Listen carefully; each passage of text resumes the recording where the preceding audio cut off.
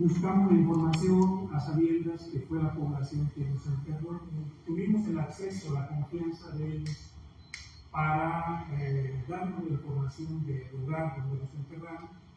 Y de ese lugar también mencionaban que había algunos elementos que podrían ayudarnos a identificar ese sitio, porque una señora que al parecer la madre de Teodoro acudía a ese lugar y colocaba veladoras.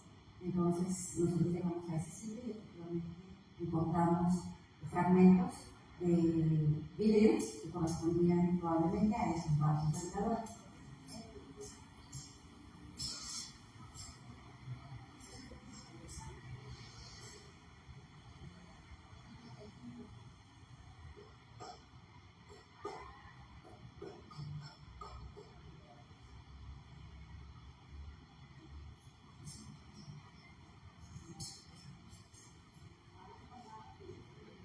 Una vez que se tuvo ya el hallazgo, el primer hallazgo, se delimita la zona, se empieza a hacer una extensión para proteger alrededor de la excavación. Se procede a ir describiendo cada uno de los hallazgos, que incluyen los restos óseos, así como los elementos asociados.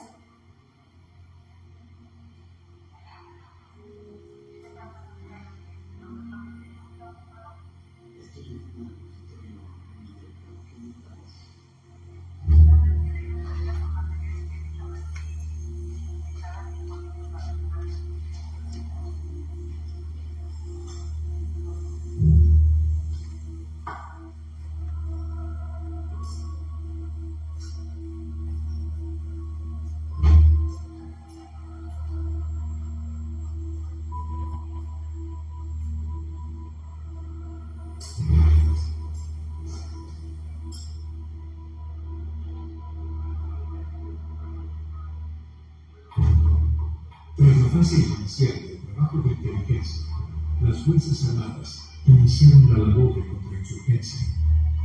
En la zona de influencia de la Lorita se construyeron nuevas carreteras para facilitar el desplazamiento de las unidades militares. La detención y los interrogatorios de hombres a partir de los 14 años se convirtió en práctica indiscriminada bajo un mismo patrón. Centenares de personas fueron objeto de desaparición forzada en cárceles clandestinas. Fui detenido en un retén militar en el tramo comprendido entre Acapulco y Chilpancingo, en el retén militar de Tres Cruces. Tenían a mi cuñado, o sea, del cuello, ¿sí? A mi hermano por otro lado, y mi hermana gritando, pues que lo soltaran, ¿no? Entonces, yo salgo, ¿qué pasa? Ya me acerco, ¿qué? ¿A qué te vamos buscando? ¿Para qué? ¿Para qué? Estamos nosotros. Entonces me empiezan también a golpear. Curiosamente me detienen, diciéndome que yo era mucho trabajo. Me trasladan aquí a la comunidad de San Vicente y que había un cuartel de soldados aquí en ese tiempo. Se llevaron mi esposa se le llevaron a un rancho que me decíamos Cajote, ahí se me llevó el avión. A mí se me llevaron del lugar del embarcadero, porque era un embarcadero, entonces, el embarcadero.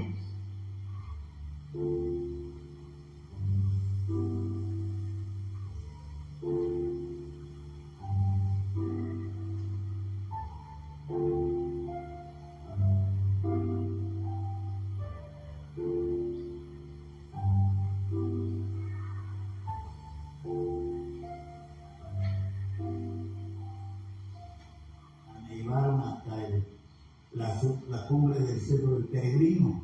Así me hicieron un traslado por más de 2 horas. Y yo, pues, venía pensando para dónde me llevan, ¿no? Pero sí, lo que pude ver es que me trajeron a una cárcel clandestina de aquí de Acapulco. Y allí soy torturado por la gente que me detiene, me amarran de los pies, de las manos, me vendan los ojos. No se me acusaba de nada, simplemente fui golpeado, torturado, me vendaron, me ataron de pies y manos y me colocaron en una tienda de campaña. Me metieron a un local, vendaron de los ojos, me sentaron en el piso y me pusieron las manos.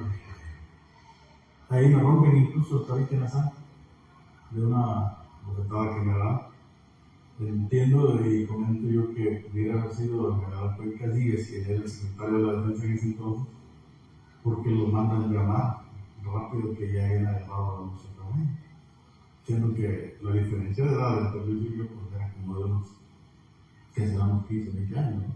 Yo tenía 18 años, no sé qué. Estaban otras personas amarradas ahí, paisanos que pude dar por el camarón. Me di cuenta que había compañeros campesinos de aquí de San Vicente, a los que conozco.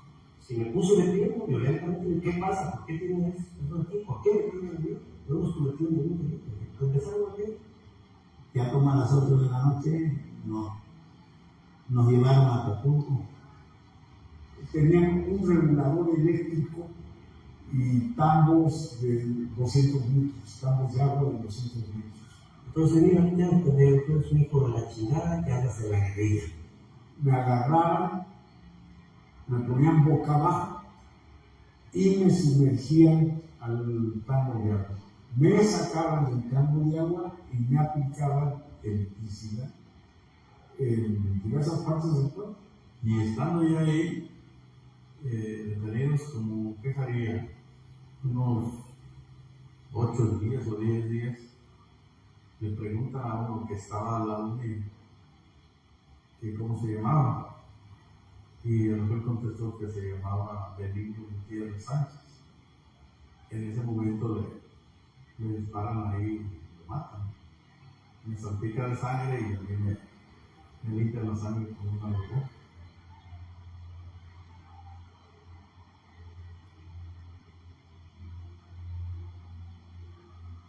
Cientos de detenidos desaparecidos en el estado de Guerrero durante la década de los 70 fueron sometidos a procedimientos de privación sensorial y a sesiones sistemáticas de tortura física y psicológica.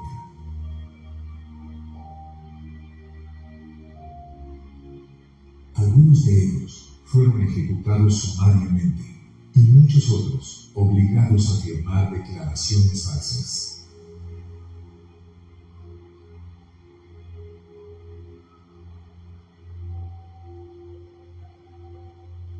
Veía en el pueblo, y cuando ya íbamos hacia abajo, me di cuenta que el coche iba rumbo a Toyán, porque uno conoce la región. A Toyán nos llevaron. Y sentó donde lo que hoy es el ayuntamiento. Pero en aquel tiempo estaba en construcción el cuartel militar.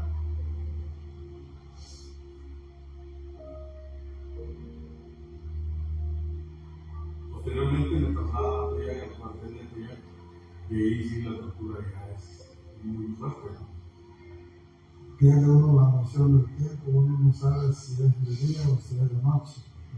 Vamos mucho en la cultura como decía, ¿no? Pero Los famosos tehuacanes en las narices, golpes, Golpes en los oídos, nos empujaban a los muros, sumergidos en un tanque de agua ahí, hasta que vas a perder el conocimiento, ¿no? y ya entre uno dice, no quieren hablar, no quieren decir nada, ya nos envolamos, lo vamos a matar a todos. Y ya hablaban, vamos a darle. Y ahí se lo llevaban. Y ya le digo, no me voy a hacer. Y ya me decía, dice, no quieren hablar, dice, cuando estoy hablando, dice, y ya me dice, y nos estamos tirando a los estómagos, ciudadanos.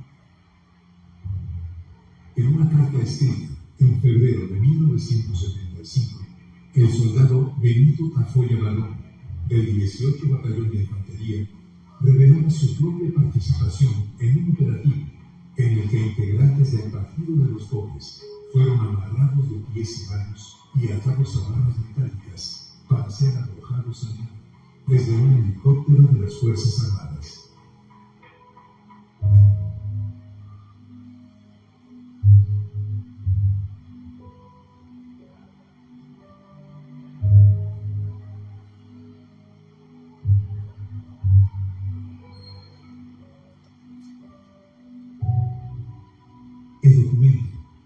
remite a procedimientos idénticos empleados por las dictaduras militares en otros países de América Latina, especialmente Chile y Argentina, en el marco de la Operación Cóndor.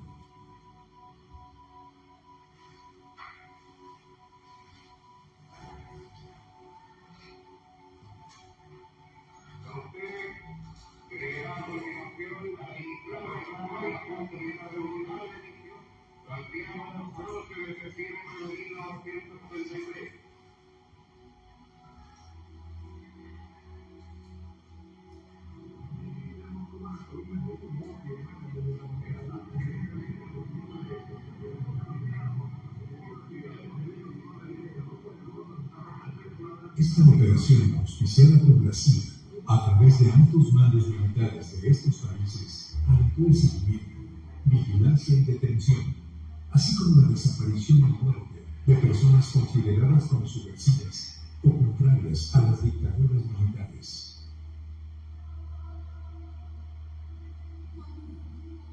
Aunque el gobierno de México no es considerado como participante de la Operación Cóndor, sus prácticas en el combate a la guerrilla y algunas evidencias documentales lo sitúan bajo la influencia estadounidense.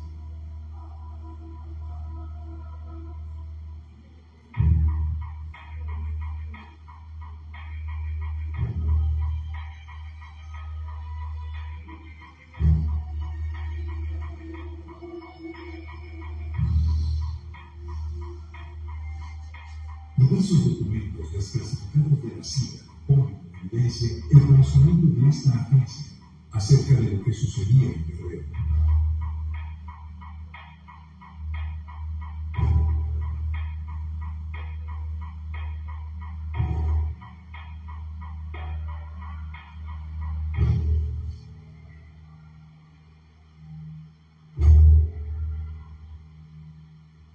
Un comunicado de la 27 Zona Militar, fechado el 8 de agosto de 1974, informaba de la presencia en Acapulco del buque nodriza USS Roland y 5 guardacostas de la Armada de los Estados Unidos.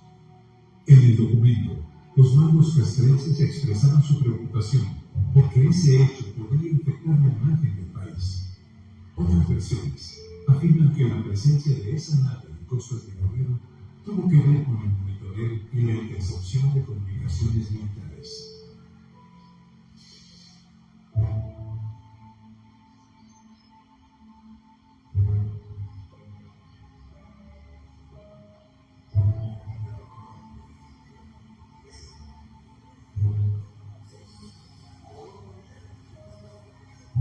Ahí tuve 18 días amarrado, casi sin.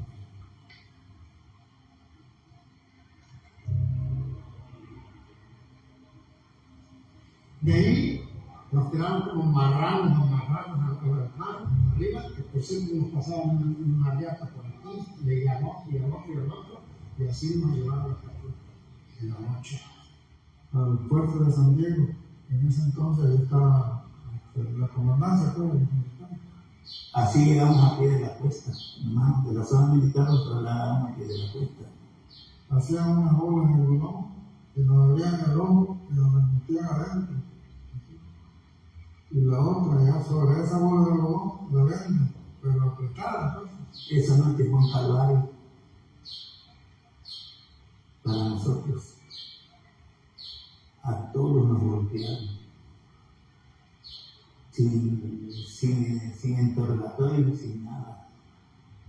Otro día me sacan temprano otra vez, a la misma tortura despetada, ¿no? Golpes, patadas, agua, electricidad. Golpes, meter un tambo de agua, toques eléctricos. La represión y la tortura que sufrimos no solo fueron golpes, sino fueron agresiones sexuales también. Y físicas, pues obviamente, ¿no? Yo me estaba muriendo.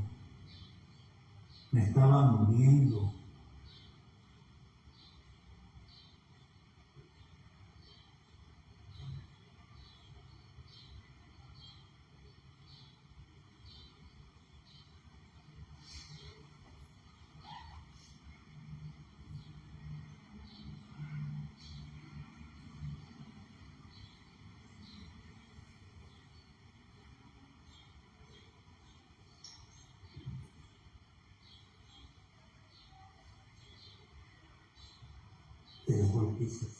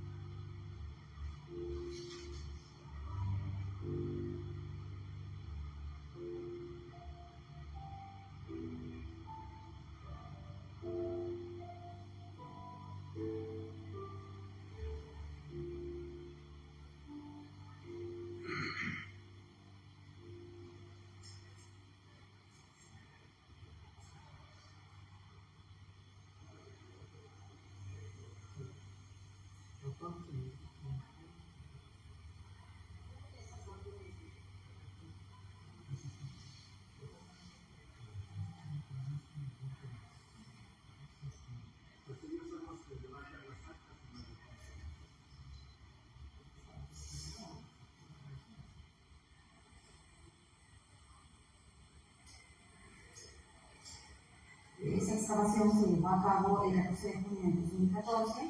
Se localizó una osamenta. Esa osamenta se pudo obtener el 78% de los restos óseos. Fue bastante, los encontramos en buenas condiciones, la mayoría. Para el tiempo que se considera de 40 años, pues están muy bien conservados. Los comisarios de aquel tiempo estuvieron a cargo de la inhumación de esos restos. Nosotros subimos y nos va a traer el capitán, creo que el capitán que nos va a traer, nos mandó que lleváramos a otro día. Les dijimos que lleváramos al campeón, lo hicieron. No, que se entierren. Nosotros tenemos una cabeza. No, que se entierren. No nos dejaron. Ya nuestros compañeros que pasaron los países, están divorciados, están escapados.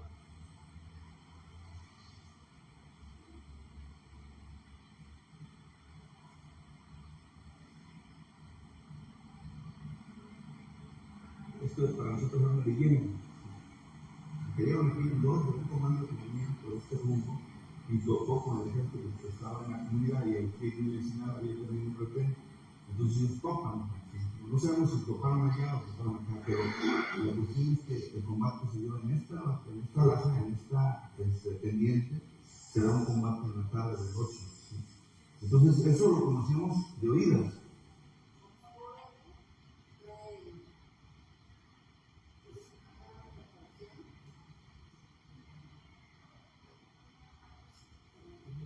Cargamos traje azul, entonces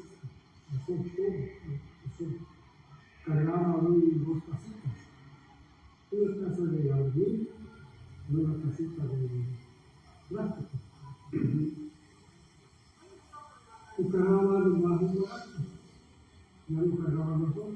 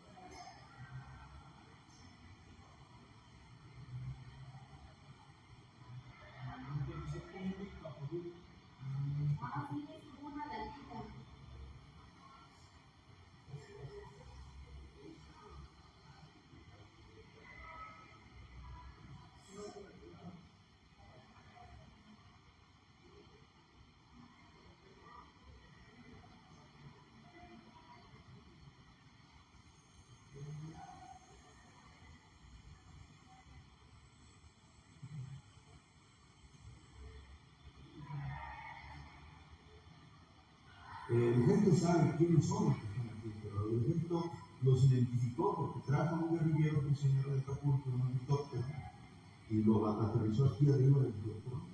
Y bajaron al guerrillero y el guerrillero dijo: es fulano de tal y es fulano de tal. O sea, el ejército sabe quiénes son los que al que encontramos, el ejército sabe quién es el que encontramos y sabe quién es el terrorismo. El fondo de esto es que no quiere tocar al ejército.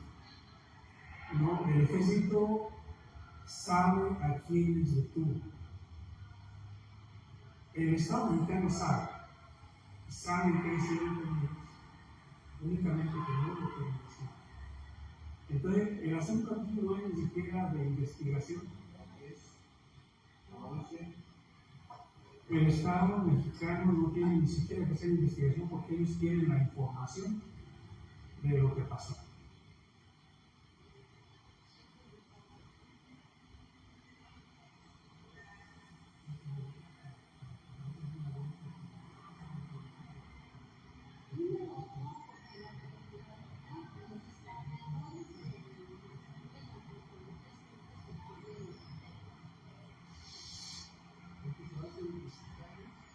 Se trata de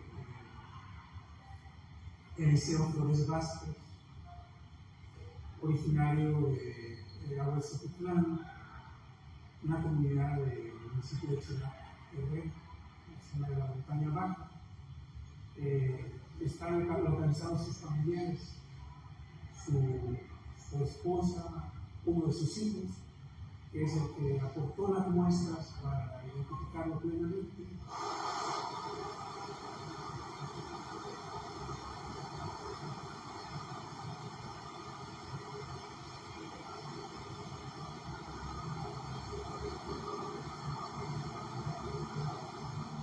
El gobierno sitió todos los pueblos de aquí de la sierra, los sitió. Oh. Fue a mi casa, yo tenía dormir de 10 años. Pero no la compré, me quedé algo para mí. No, y pues tan no se podía cargar. Y cuando venían en la polvosa, no estaba el camino. ¿Cómo se llama la polvosa? Se llama se volcaron a bombardear ese cerro. Que decían que cualquier día quería bombardear la sierra. Sí, es positivo. Un avión, bombardearon usted. Que se enfocara a toda la gente que estuviera en los pueblos y bombardear la sierra, y ellos estaban locos. Lo bombardearon la sierra. Y sí, pues lo bombardearon, tiraron al cerro. Sí, bombardearon, es cierto. Eso no es mentira. Yo lo vi.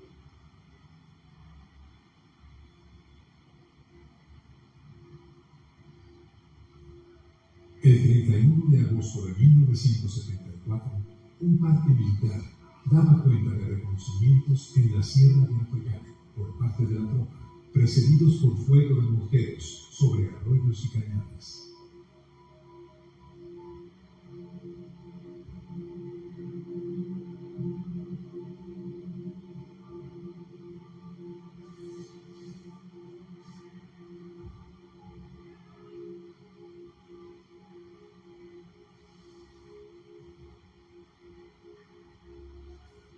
Al sexto día en la noche, fui subido a un automóvil, en la parte trasera de un automóvil. Llegó un día que nos sacaron a mí y a otros 4 de ahí de la costa, nos llevaron a la sierra. Y en un paraje desocupado, o sea, un paraje de yermo vacío, me hicieron bajar del auto y me dijeron, pues ahora sí. Nos empezaron por el día a interrogar uno por uno. ¿Dónde están las armas? ¿Qué Lucio? ¿Qué Genaro? ¿Qué hijo de tal por cuarto? ¿Qué está con el sistema? No había ningún momento de ellos, yo esperaba que dispararan. Y en ese momento se oye la llegada de varios oponentes. Como a las 11 de la mañana sacaron a uno y oí 3 detonaciones así como a unos 200 metros. Y ¿qué más? Y al ratito a otro. Hasta que sacaron a 3, a los 3, y nada más me quedaba yo. Y ella estaba esperando, ¿verdad? Que llegaran por mí. Y decidido. Se oyen voces, empiezan a hablar, se oye ruido de papeles, se acerca una persona ante mí y dice: vengo de la Subprocuraduría General de Justicia del Estado. Vengo por instrucciones del procurador. En este momento pasa usted a disposición de las autoridades competentes. Me dice el que me llevaba, dice: ¿te quieres morir? Le digo: de tu chingada madre, porque así nos llamábamos nosotros allá. A mí nunca me decían mi nombre, ni profesor, ¿verdad? Y pues, si me llamaban, pues, ¿te quieres morir? Le digo: no, jefe, no me quiero morir, pero estoy dispuesto. Nada más que antes le quiero pedir un gran favor. Dígame si me lo va a hacer para que yo se lo pida. Isabel habla y nada. Le digo: tíreme donde mi familia me encuentre y me muero contento. Pero si usted no me tira donde me encuentre mi familia, lo va a pagar no usted, sus hijos. Yo le voy a pedir a Dios nuestro Señor que con sus hijos lo pague.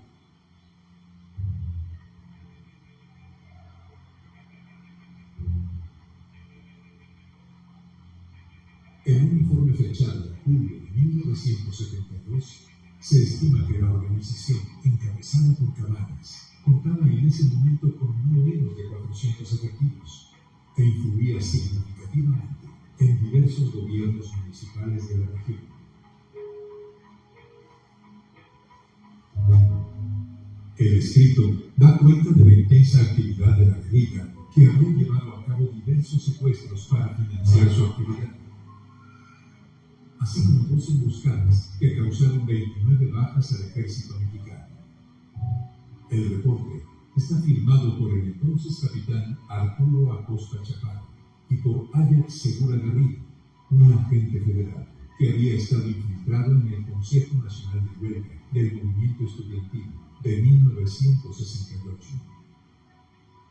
Y ya nos llevaron al campo militar número 1. Ahí a los 4 nos metieron acá aquí en un calabozo. Todas estas personas del ejército se fueron al campo militar número 1. Ahí nos tenían. Yo nomás oía el ruido de algunos carros que pasaban por allá en la noche, y era un pasillo muy grande. Me dijeron: bájate sin hacer ningún movimiento. ¿Sí? Mira, ya con nosotros aquí termina. Si te agarran otros cabrones, es tu pedo, cabrón. ¿Sí? Te bajas, no te quites la venda hasta que el carro arranque. ¿Sí? Entonces me bajé del carro, ¿sí? No me quité la venda. Cuando vi que arrancó el carro, me quité la venda. Y entonces me sujetaron otras personas más de sujetos, ¿no? Y me llevaron a un autobús que estaba estacionado. Somos trasladados al puerto de Acapulco en un autobús de la Flecha Roja. Nos sacan donde estábamos amarrados, nos quitan la venda, nos dicen que nos traen en la cara, nos cambian de ropa porque estábamos enlodados, ahí no tenían su llovido y era puro rojo. Entonces nos trasladaban a Acapulco. En ese autobús encontré a dos personas que conocían, ¿no? Que también iban sujetas con las esposas a los asientos del autobús. Diciéndonos que ya nos iban bien, lo cual no es cierto porque entonces nos trasladaron al penal número 1, que era de alta peligrosidad en ese tiempo, ahí en Acapulco. Y eso el día que estuvimos allá, ya nos pasaron allí. Allí fue ya pasamos de la casa. Pero primero tuvimos que seguir en un comunicado. O sea, yo tuve 36 años. Nos llevaron ahí a la cárcel que estaba antes de ir por el pasito, que le llaman, que en Cuba. Y nos metieron al comedor de las mujeres, que es una sala grande.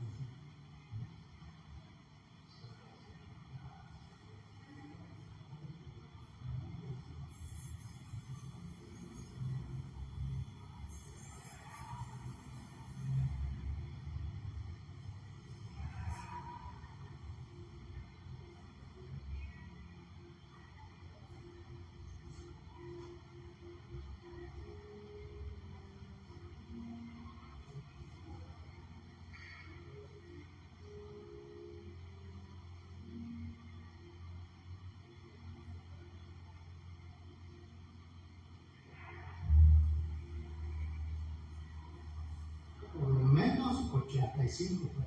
Eso sí es un hecho.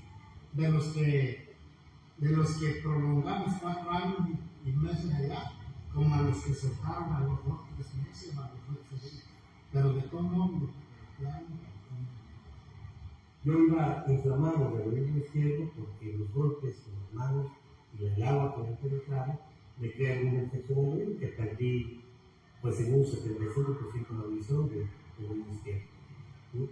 No tuve atención médica hasta que nos turnaron con el juez. Así llegamos a la cárcel, desplazados. Otros que yo veía que, hijo, me falaba por hablarles. Todos me agarraron. Pero antes se alcanzó a llegar a la cárcel. Y estaba muy loco. Y él me dio el dato de arroz. Y allí es cuando pero yo estaba al lado. Y ahí todavía, estando yo ahí todavía, que supuestamente ya no deben de torturar a nadie, por órdenes de uno que era comandante de la Policía Judicial en Acapulco, o en el Estado, que se llamaba Luis Castro Contreras, soy sacado en la noche de la celda donde yo estaba y se sacaba a la enfermería de la cárcel. Y allí me torturan ellos, diciendo que les dijera dónde estábamos. Yo le dije, no lo conozco. Participó en la tortura alguien antijuicial en general. Yo vi después el documento de entrega cuando me llevaron a la cárcel pública y ese iba firmado por el juez. En 3 ocasiones me sacaron de la cárcel arbitrariamente a las 3 de la mañana, ¿sí? Para conducirme en un automóvil y pasarme en el retén militar al cargo de Costa Chaparro, ¿sí? Que era el comandante de la Policía Judicial de México, ¿sí? Los responsables directos de mantener la cárcel clandestina en donde a mí me recogieron directamente era la Brigada Blanca y muy en concreto el general Mario Arturo Acosta Chaparro, el general Quiroz Hermosillo, que entonces todavía no tenía ese grado. Al pasarme el carro de Acosta Chaparro, que una serie de aparatos, me empezaron a torturar psicológicamente, diciéndome, bueno, tienes que aceptar los cambios ahora que vas a ir a junto con el juez, ¿sí? Porque si no lo aceptas, tu hijo que estudie en esa escuela, ¿verdad?, va a sufrir un accidente. Y todo nuestro camino era la misma cantareta, ¿no? Cuando, afortunadamente para mí, cuando llegamos ante el juez, lo primero que hacía era denunciar lo que también había pasado en la carretera, las amenazas de Acosta Chaparro, ¿sí? Yo siento que esto fue lo que salvó la vida de mi familia y mi hijo. El entonces coronel Mario Arturo Acosta Chaparro recibió cursos en la Escuela Militar de Fort Bragg, Carolina del Norte, y participó activamente en las acciones represivas en contra de la población guerrerense en la década de los 70, como integrante de la llamada Brigada Blanca, compuesta por militares y miembros de la Dirección Federal de Seguridad. En 2000, Acosta Chaparro, ya con rango de general, fue acusado de delincuencia organizada, junto con el también general Francisco Quiroz Hermosillo, quien también participó en las operaciones militares en Guerrero, delito del que terminó siendo absuelto en 2007. En 2002, fue acusado de la desaparición forzada y ejecución de activistas de izquierda y guerrilleros sin consecuencia alguna.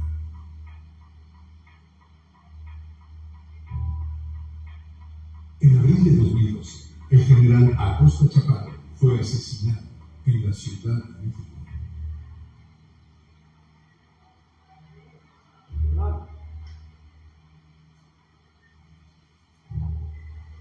En abril de 1974, Lucio Cabañas secuestró al entonces senador por Guerrero, Rubén Figueroa, quien era liberado 5 meses más tarde.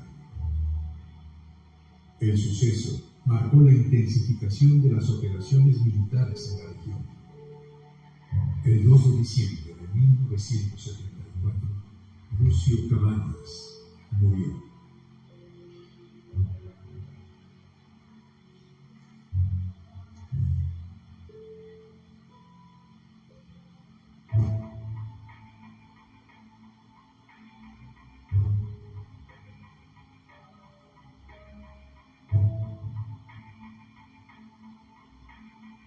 ¿Cómo califica usted esta acción del ejército mexicano? Como un éxito, como una demostración fehaciente de que nuestro ejército está preparado para todas las acciones. Por supuesto, gracias a nuestra forma de gobierno y de vivir, ha sido fundamentalmente preparado para la paz, pero cuando es necesario, como en este caso, realizar una acción en contra del delincuente que utiliza el terreno y los medios violentos para sus acciones, también sabe trabajar con absoluto éxito.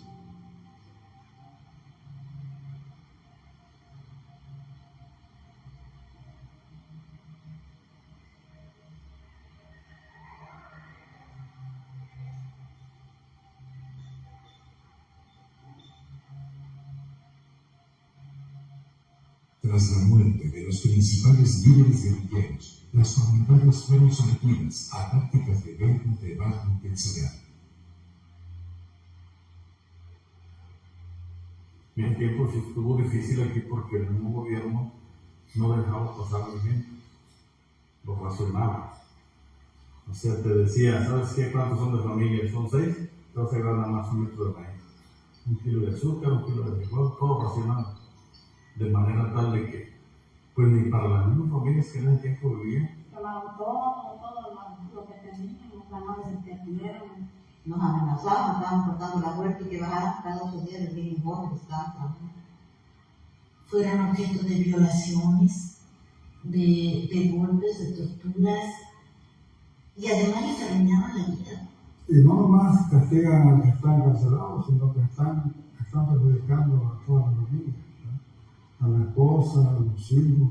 ¿no? Yo tenía un hijo que ya sí iba a entrar a la carrera para licenciado. Se cumplió su carrera, o sea, todos mis hijos ya lo estudiaron. Así que no lo perdimos, pues, porque aquí el gobierno era muy idéntico que fue en ese tiempo. Y había la placa de los mismos que trabajaban, así que se metían en los animales. Así que todos los que trabajamos se echó a perder. Me robaron dinero, fueron una cantidad de 48,000 pesos. Quería sacar a un hijo que teníamos un chavalito en el banco y otros soldados que quisieron por parte de ellos. O sea, los soldados llegan a formar una parte trágica de la vida cotidiana. Y cambia totalmente la vida, porque no es solamente la represión directa, sino el miedo, el vivir con miedo.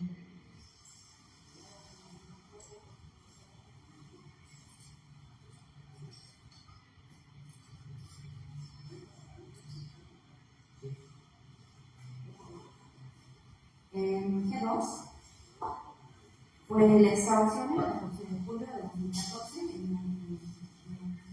Se inicia en el Cerro de las Lavenidas, en la comunidad de Bosquelite.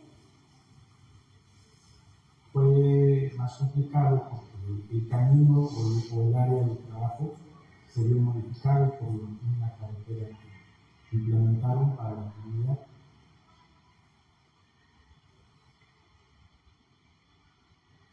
Los testigos diferían en relación a la ubicación. Entonces trabajamos en primer día sin lograr algún hallazgo. Se hicieron en total excavaciones en 4 sitios diferentes.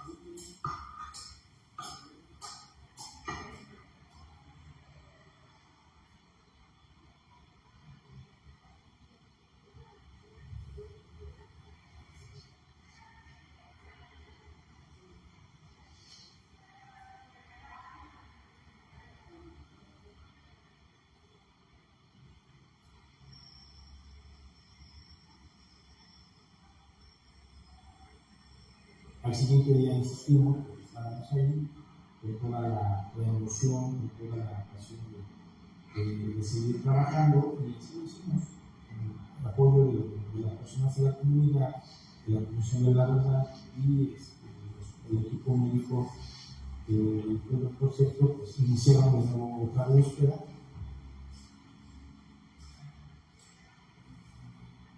Nos habían dado como referencia que en donde había sido llamado existen algunas piedras alrededor, algo así como una señal en ese lugar.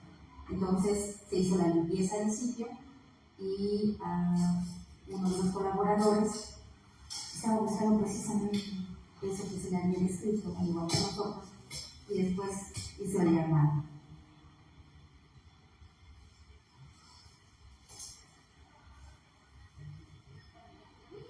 Él encontró esas piedritas alrededor de una zona que se le hizo muy llamativa, pero además encontró una vasija de barro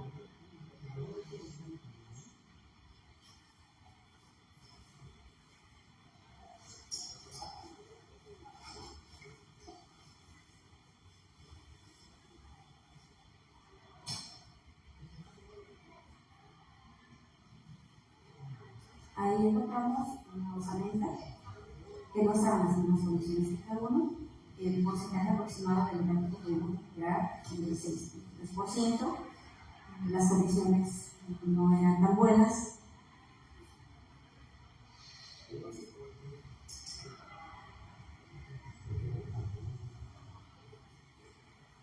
¿Estos son animales?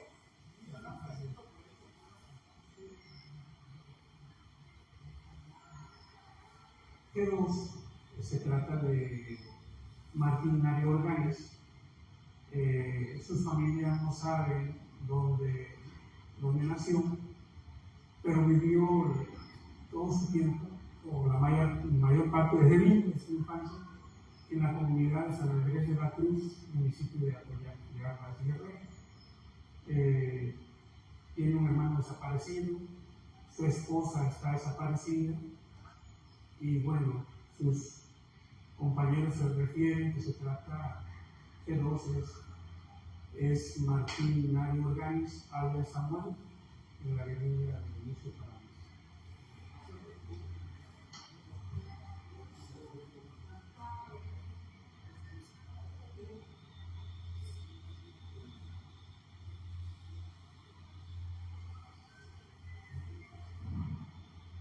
A ese tema no le quiere entrar el Estado mexicano. Quería que desapareciera por el transcurso del tiempo, por la inercia, por el olvido.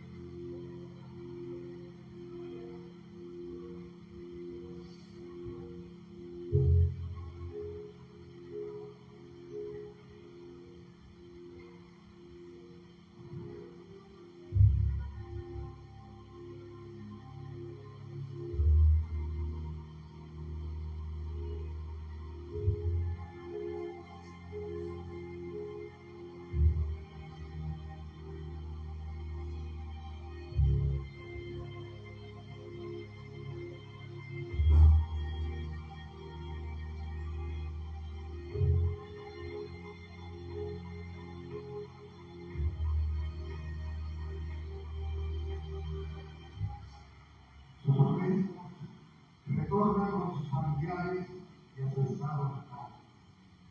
Hoy recuperan su dignidad, su derecho a descansar en un lugar público. Hoy se comienza a conocer la verdad de los mexicanos que lucharon por nosotros, defendiendo el sueño de vivir en una sociedad justa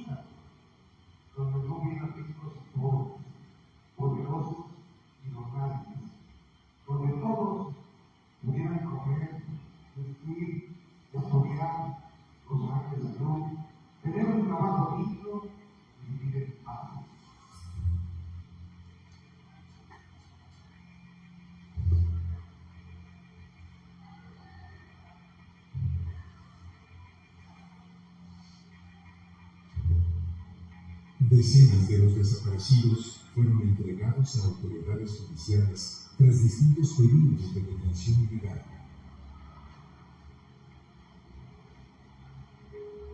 Hasta la fecha, se desconoce el destino de centenares de ellos.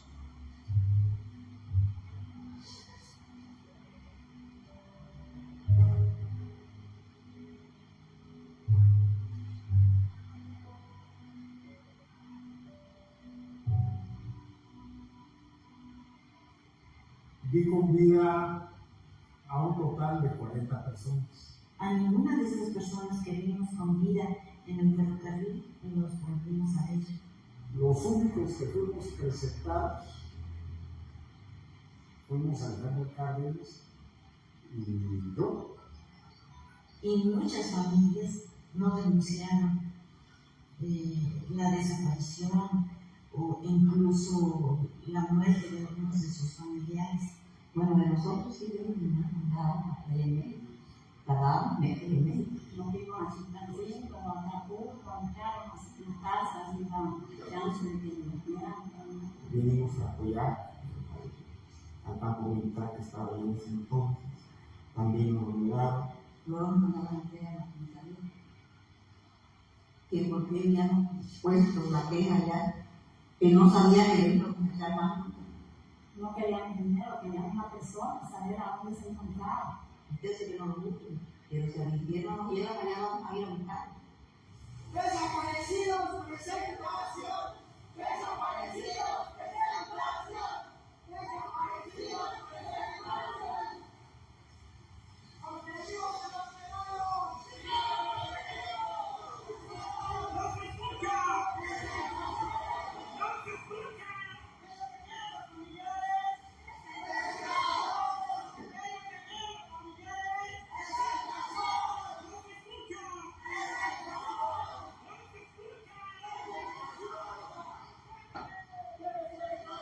De manera oficial, a través de algunas personas ligadas a esos cuerpos de seguridad nacional de ese entonces, sabemos, se nos informó que mi padre fue asesinado en el campo militar número 1 y que sus restos ahí fueron sepultados. Y ese año que estamos en la ONU, cuando justamente lo castigan, lo cancelan y todo lo demás, ese año no tiene reparación. Yo me quedé nomás con mi puro sí, allá de los dos. Mi puro sí me estaba. Hasta la vez.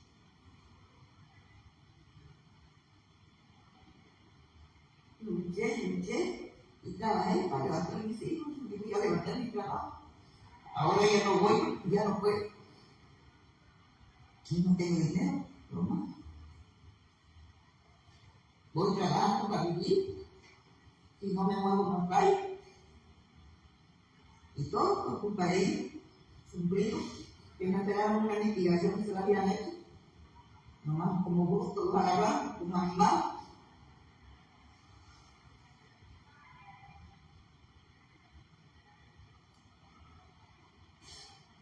¿Usted cree que ese dolor se nos quita? Nunca. Aunque nos veamos matar, pero ese dolor nunca lo vamos a volver nunca. Porque uno siente lo que la bata que lo están haciendo lo hicieron. Sabemos de ello.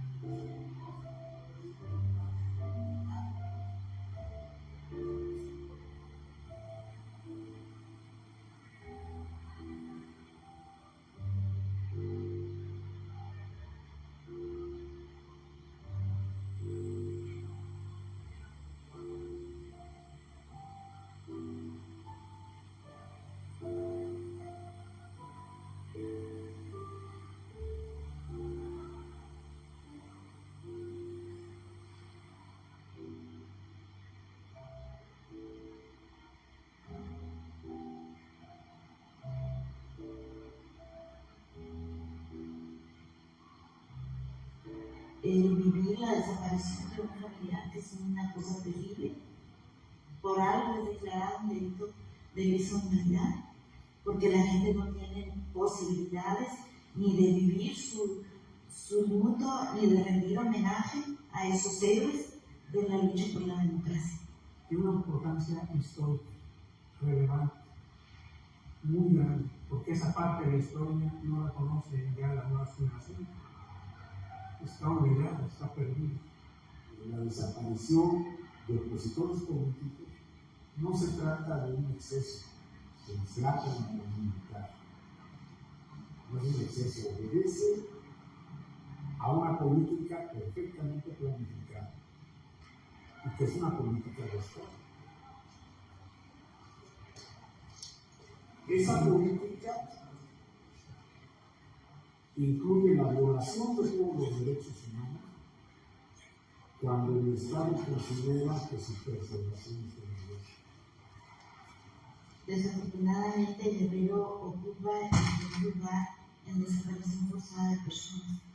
En el registro que se tiene, solamente de los casos registrados son más de 500 los registrados.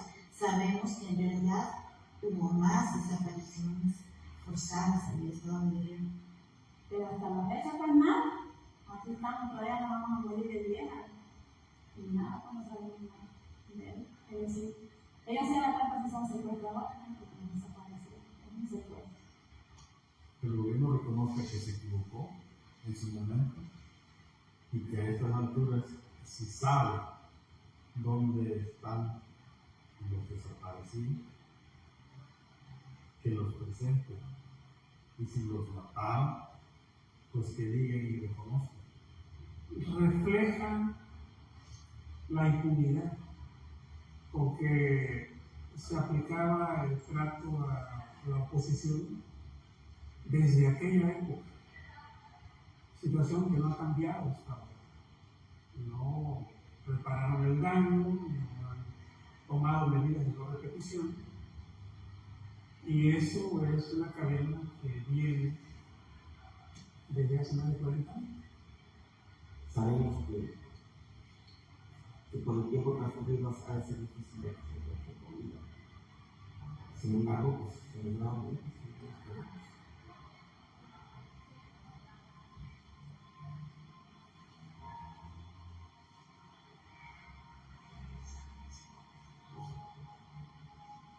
Más de 4 décadas después, los familiares de los desaparecidos en la Guerra Sucia continúan sin recibir una respuesta sobre su paradero.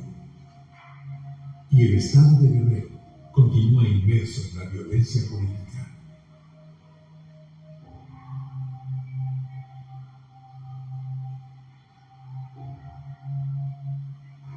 En septiembre de 2014, 43 estudiantes fueron secuestrados por policías municipales de Iguala. Durante su búsqueda, fueron encontrados alrededor de un centenar de cadáveres en distintas fosas clandestinas.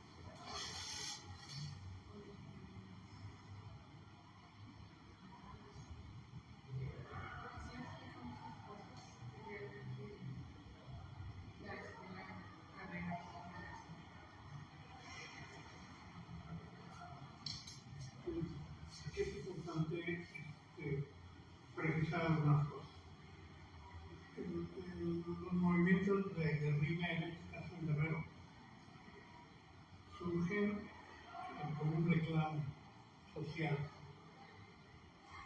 Efectivamente, por ser uno de los estados más pobres del país, es uno de los estados que más,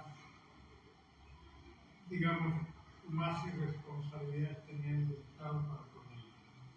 Eso hace que afortunadamente y lamentablemente, dada la posición del Estado, surjan este tipo de necesidades. Pero bueno, aquí, ¿qué es la guerra social?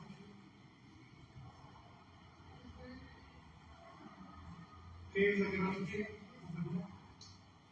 Bueno, yo no entiendo cómo, no sé si estoy equivocada, como una cuestión de que el Estado reprimiendo desaparecer a las personas que eran en su momento opositoras al gobierno que estaban protestando en contra de las barbaridades que hacían. Pues con esa fuerza es como estaban reprimiendo esa situación de gente.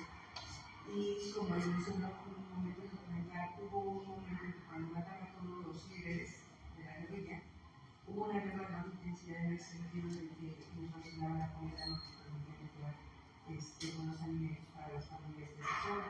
Entonces, para mí, no solo la guerra sucia, porque tenemos que equivocar es la fuerza del Estado en contra de un pueblo que realmente no tiene las mismas armas para defenderse.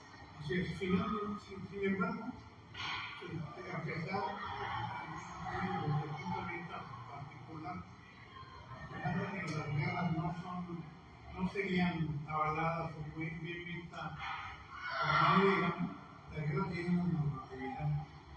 Una guerra formal obedece a reglas y a normas.